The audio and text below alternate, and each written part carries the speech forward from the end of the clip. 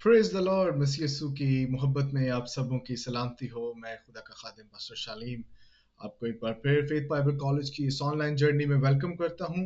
और इस वीक और ख़ास तौर पर इस वीडियो लेसन में हम ख़ास तौर पर खुदा का वो अहद जो खुदा ने नूह के साथ बांधा, हम उसके मुतालिक खुदा के कलाम में से सीखेंगे। और मैं ईमान रखता हूं कि आप इन बातों के वसीला से बहुत बरकत भी पाएंगे और यकीनन इस पर सोच विचार भी करेंगे और इसको आप सीखेंगे, समझेंगे और जानेंगे भी। आमीन।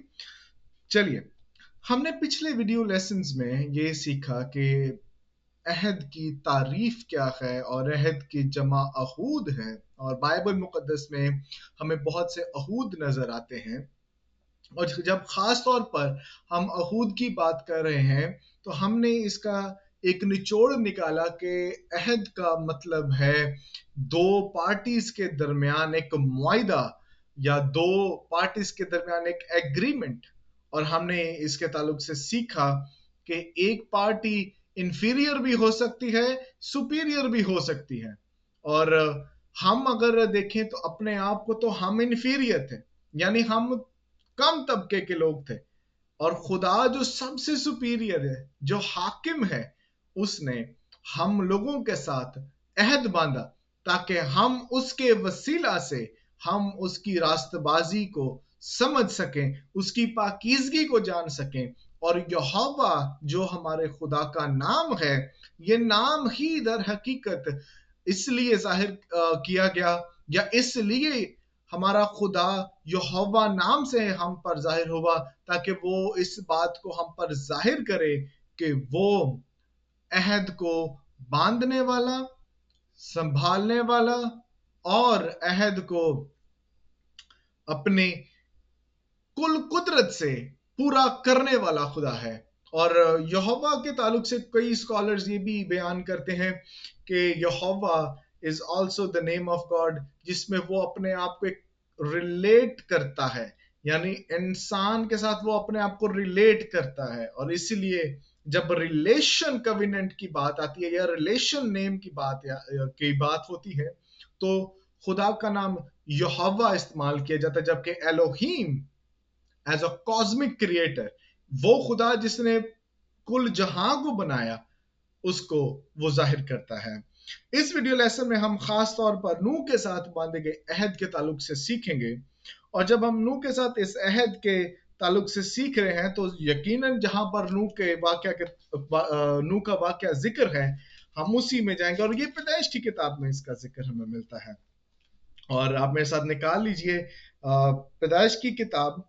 और ये एक ऐसा कविनेंट था जिसको द कविनेंट ऑफ प्रिजर्वेशन भी कहा गया है, क्योंकि इस अहद में खुदा ने ये कहा, सोचा और किया कि वो अपने लिए एक खानदान को, एक बकिया को चुन ले। अगर आपने क्रिश्चियन बिलीफ्स का कोर्स मेरे साथ पढ़ा है, उसमें हमने बरगजीदगी के ताल्लुक से सीखा था, उसमें हमने डॉक्ट्रिन ऑफ इलेक्शन के ताल्लुक से सीखा। और उसमें हमने ये सीखा कि खुदा अपनी हजूरी, अपनी प्रेजेंस के लिए कुछ लोगों को चुन लेता है। अब कई लोग कहते हैं कि देखें ये तो सरासर नाइंसाफी, इसमें नाइंसाफी नहीं है। देखें, खुदा चाहता तो गुनाह की वजह से, जो हमने पिछले लेसन में भी ये सीखा कि खुदा चाहता तो आदम को क्या, पूरी नस्ल इंसानी को दोजक में डाल देता। मगर खुदा ने ये चुना। और पैदाइश की किताब 3 बाब की 15वीं आयत में वहां पर यह लिखा है, मैं तेरे और औरत के दरमियान, तेरी नस्ल और औरत की नस्ल के दरमियान अदावत डालूंगा, तू उसके सर को कुचलेगा और वो तेरी एड़ी पर काटेगा। खुदा ने बकिया चुना और खुदा ने एक खानदान को चुन लिया ताकि उसके वसीला से वो अपनी रास्ती को, अपनी रास्तबाजी को जाहिर कर सके। आमीन। और अगर हम इसके कॉन्टेक्स्ट को देखें, क्योंकि हमें छठे बाब से आगे पैदाइश की किताब में हमें वहां पर नूह का वाकया नजर आता है। इसका कॉन्टेक्स्ट ये है कि आदम और हवा के गुनाह का नतीजा नस्ल इंसानी में फैल जाता है। और अगर आप छठे बाब की पहली आयत से लेकर 8वीं आयत तक पढ़े तो वहां पर खास तौर पर खुदा का बंदा मूसा पैदाइश की किताब में इस जगह पर वो नस्ल इंसानी की बदी के बढ़ने के ताल्लुक से वो जिक्र करता है, वो लिखता है उसको।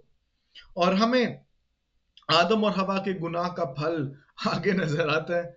वो कैसे है कि काइन ने अपने ही भाई हाबिल को मार डाला। और काइन के ताल्लुक से यूहन्ना अपने खतूत में पहला यूहन्ना का खत 3 बाब की 2 आयत में वो लिखता है, अजीजो हम इस वक्त खुदा के फर्जंद हैं और अभी तक ये जाहिर नहीं हुआ कि हम क्या कुछ होंगे। इतना जी इतना जानते हैं कि जब वो जाहिर होगा तो हम भी उसकी मानंद हो जाएंगे। वो हो होंगे क्योंकि उसको वैसा ही देखेंगे जैसा वो है। और जब हम आगे इसको और ज्यादा पढ़ते हैं 3 बाब की 12वीं आयत में सा देखिए, और काइन की मानंद ना बने जो उस शरीर से था, यानी सरपेंट से था, यानी इबलीस से, जो उस शरीर से था और जिसने अपने भाई को कत्ल किया। और उसने किस वास्ते से कत्ल किया? इस वास्ते कि उसके काम बुरे थे और इसके भाई के काम रास्ती के थे।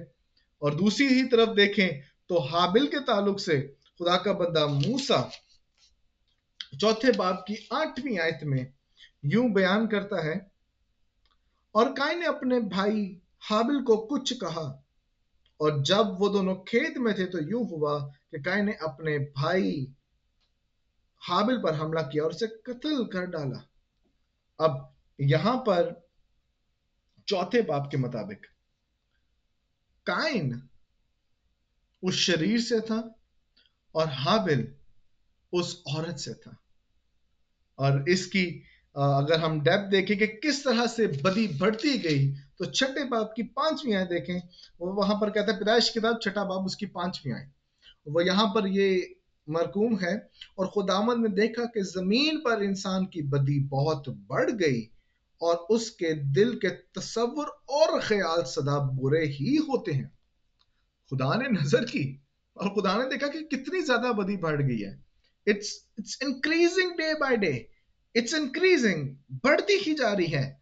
मगर तब खुदा ने जब देखा, जमीन पर नजर की, तो खुदा को एक शख्स नजर आया जो खुदा के हुक्मों पर चलने की कुदरत रखता, जो खुदा के साथ चलने में वफादार था, और वो नूह था। और इसीलिए 6 बाब की 8वीं आयत में नूह के मुतालिक लिखा है, मगर नूह खुदावंद की नजर में मकबूल हुआ। अगर हम अंग्रेजी तराजुम देखें तो अंग्रेजी तराजुम में लिखा है कि Noah found grace in the eyes of the lord. नूह ने खुदा की नजर में मकबूलियत यानी फजल को हासिल किया। और ये अहद भी फजल का अहद है, क्योंकि हमारा खुदा रहीम है, फजल है। अब आप सोच रहे हो कि सर ये कैसी बात आप कर रहे हैं, इसमें तो हमें फजल नहीं, इसमें तो बल्कि अदालत नजर आ रही। अगर हमें अदालत नजर आती है तो हमें फजल भी नजर आती है। अदालत ये कि खुदा ने रोज जमीन को खत्म करना था, और फजल यह है कि खुदा ने नूह को और उसके खानदान को चुन लिया। हालेलुया। इसीलिए 6 बाब की 9वीं आयत में नूह के मुतालिक मूसा नबी लिखते हैं, वो कहता है, नूह का नसब नामा ये है, 6 बाब की आप आयत देखें तो आई कैन नॉट फाइंड इट। सो हम यहाँ पर ये देखते हैं, हाँ जी 11वीं आयत देखेंगे, और जमीन पर खुदा के आगे नारास्त हो गई थी और वो जुल्म से भरी थी, और खुदावंद ने जमीन पर नजर की और देखा कि वो नारास्त हो गई है, क्योंकि हर बशर ने जमीन पर अपना तरीका बिगाड़ लिया था। Everyone was doing जो उसको अच्छा लगता, हर कोई शख्स वही कर रहा था जो उसकी नजर में अच्छा था। اگر آپ نے بائبل سروے پڑھا ہے میرے ساتھ تو ہاں، میں نے بائبل سروے میں قضات کی کتاب میں اس چیز کو ہائی لائٹ کیا کہ وہ اپنی نظر میں جو ان کو اچھا لگتا تھا وہ کر رہے تھے، اور نو خدا کے ساتھ چلنے والا شخص تھا، اور اسی لیے نامی آیت میں وہ کہتا ہے نو مرد راست باز اور اپنے زمانے کے لوگوں میں بے عیب تھا، اور نو خدا کے ساتھ ساتھ چلتا رہا۔ وہ خدا کے ساتھ چلتا رہا، وہ خدا کے ساتھ چلنے والا شخص تھا، وہ بلیم لیس تھا، وہ بے عیب تھا، اور خدا نے اسی لیے اس کو حکم دیا کہ تو ایک کشتی بنا، اور ایک ایسی کشتی بنا جہاں پر تو جانوروں کو لے کر آ۔ آپ کو وہ سٹوری پتہ ہے، ہم بچپن سے سٹوری کو سیکھ رہے ہیں، مگر ہم اس کی تھیولوجیکل ایمفیسس کو دیکھیں گے، ہم سٹوری کو نہیں دیں۔ سٹوری کے وسیلہ سے ہم تھیولوجیکل ایمفیسس ڈرائیو کریں گے، مگر ہم اس میں سے تھیولوجی کو، الہیات کو اسٹڈی مین کریں گے۔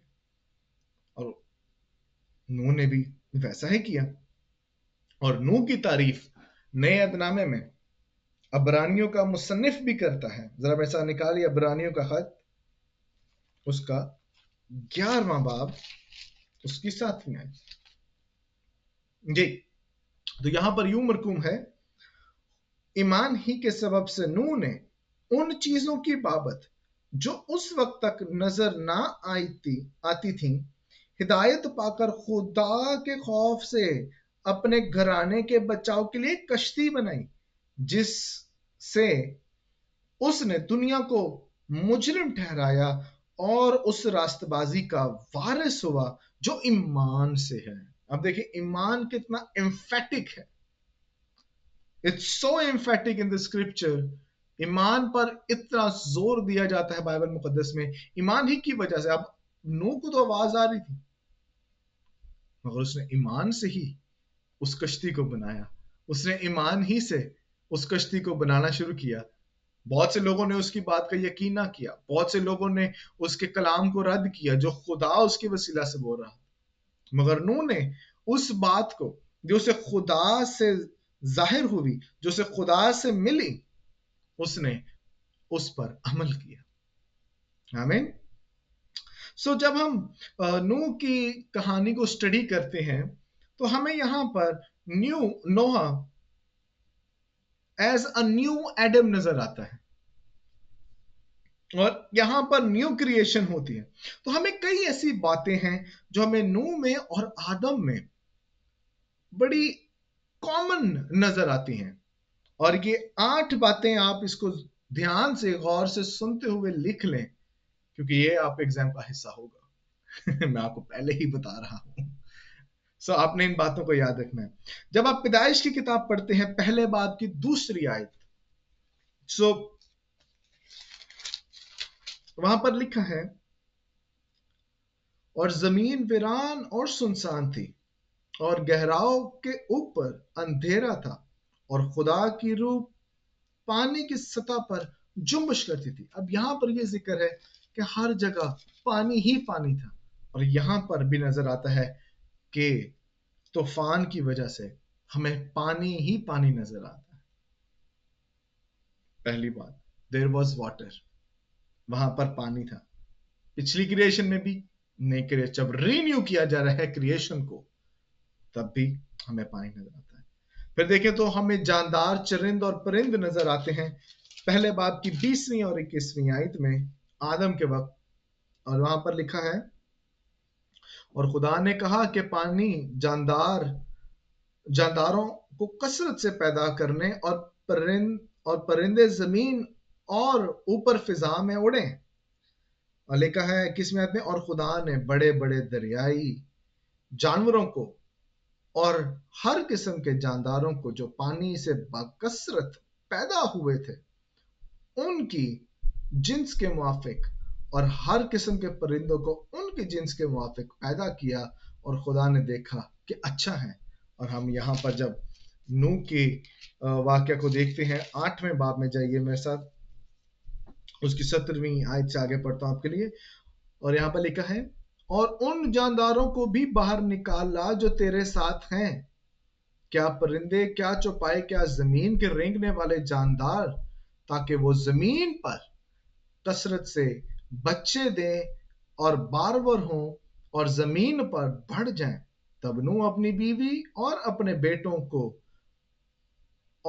बेटों की बीवियों के साथ बाहर निकला, और सब जानवर, सब रेंगने वाले जानदार, सब परिंदे और सब जो जमीन पर चलते हैं अपनी अपनी जिन्स के साथ कश्ती से निकल गए।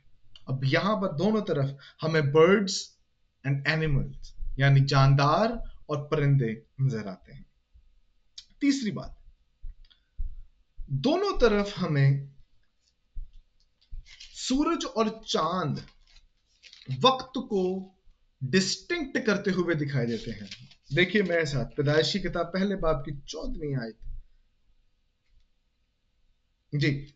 और खुदा ने कहा फलक पर नीर हो के दिन को रात, नैयर हो कि दिन को रात से अलग करें, और निशानों और जमानों और दिनों और बरसों के इम्तियाज के लिए हो।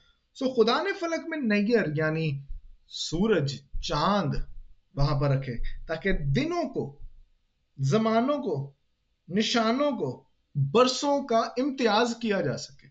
यहां पर जरा चलते हैं 8वें बाब की 22वीं आयत देखें जरा। वहां पर लिखा है, बल्कि जब तक जमीन कायम है, बीज बोना और फसल काटना, सर्दी और तपिश, गर्मी और जड़ा, दिन और रात मौकूफ ना होंगे। यहां पर हमें वो दोनों चीजें सेम नजर आ रही। चौथी बात, ये रेफरेंस आप लिख लें, मैं पढ़ूंगा नहीं क्योंकि आपको जुबानी याद होगा। पैदाइश की किताब पहले बाब की 28वीं आयत और पैदाइश की किताब 9वां बाब उसकी पहली आयत। चले मैं नूह का पढ़ लेता। खुदा ने आदम को और नूह को दोनों को बरकत दी। 9वें बाब की पहली आयत पढ़ते हैं। और खुदा ने नूह और उसके बेटे को बरकत दी और कहा कि बारवर हो और बढ़ो और जमीन को मामूर करो। सेम ब्लेसिंग जो खुदा ने आदम को दी, सेम ब्लेसिंग खुदा नूह को दे रहा है। The reason behind it is कि खुदा उस कविनेंट को रिन्यू कर रहा है और हमें इस बात को याद भी रखना है। 5वीं बात, आदम और हवा को खुदा ने हुक्मरानी, निगहबानी, गलाबानी करने के लिए बाग में रखा। पैदाइश की किताब पहले बाब की 26वीं आयत के मुताबिक, जो हमने पिछले लेसन में भी हमने स्टडी किया है। 9वें बाब की दूसरी आयत देखें जरा।